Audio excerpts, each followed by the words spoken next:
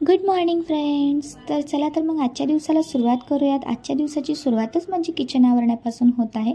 याचं कारण माझी छोटीशी परी आहे. तिने मला काल रात्री हे किचन आवरूनच दिलं नाही, म्हणून हे आज मला किचन आवरावं लागत आहे सकाळी उठल्या उठल्या.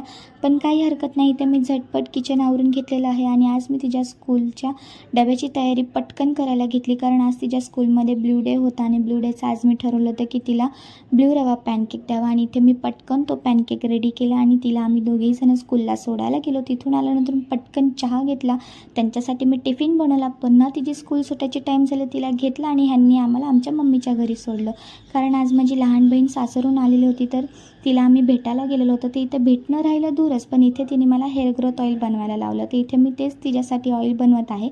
ऑइल बनवून झाल्यानंतर इथे मी कालचे अपलोड केलेल्या ब्लॉगचे व्ह्यूज चेक केले, तर 50 व्ह्यूज होते आणि 3 सबस्क्रायबर झाले होते. खरंच खूप धन्यवाद तुमच्या सपोर्टसाठी. भेटत नेक्स्ट ब्लॉगमध्ये.